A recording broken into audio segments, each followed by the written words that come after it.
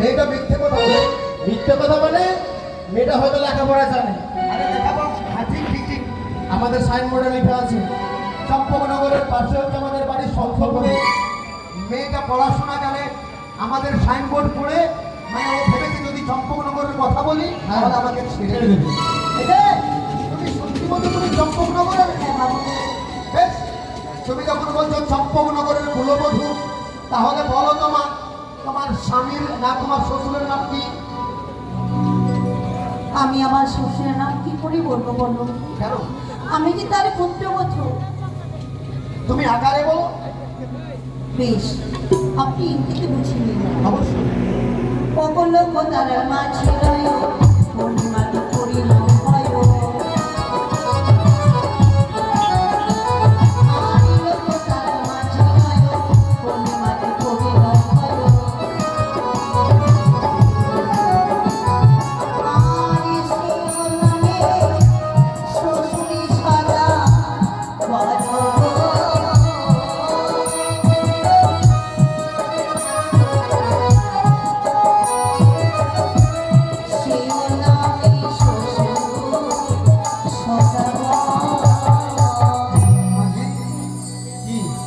এটা কোন জিনিস হতে পারে রে? পূর্ণিমার মাঝে নয়। হ্যাঁ, পূর্ণিমার মাঝে কে থাকে? মেঘ।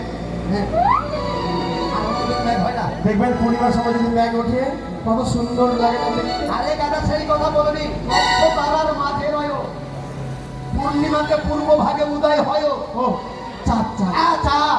তাহলে কি তোমার শ্বশুর ঠাকুরের নাম চাঁদ?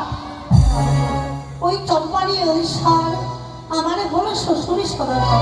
সম্পানির অধীশ্বর, তার মানে তুমি চন্দ্রকান্ত সদাগরের পুত্রবধূ? হ্যাঁ বাবু, অসম্ভব, এ কখনো হতে পারে না। যাদের পুত্রবধূ জলে ভাসবে। আর তাছাড়া ও তো ছয়টা ছেলে অনেকদিন আগে মারা গেছে। হ্যাঁ, আমাদের বাণিজ্য কতদিন আছে? মিথ্যেটা ভরি ভরি কথা বলছে, মিথ্যে কথা। ঠিক না? তোমাকেই বলছি, বর্তমানে তুমি চলেছো ধর্মের পথে। ধর্মের পথে গেলে মিথ্যে কথা বলতে হয় না, আর মিথ্যে কথা বললে তার চাইতে পাপ বেশি হয় না।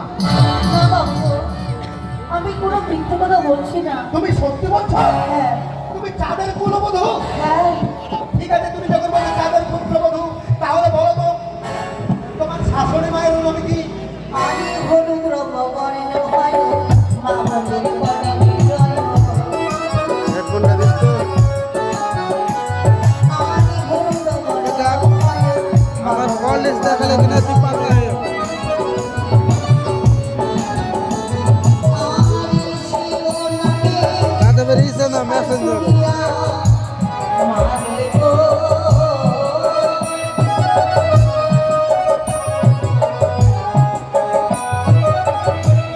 শিরোনামে শাশুড়ি আমার।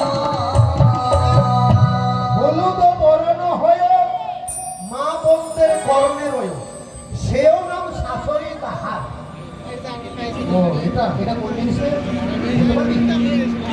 সোনা হয়ে বলুন। তাহলে তোমার শাশুড়ি মায়ের নাম সোনা? ওই নামে একটা যুক্ত করুন। ওই নামে ভাষা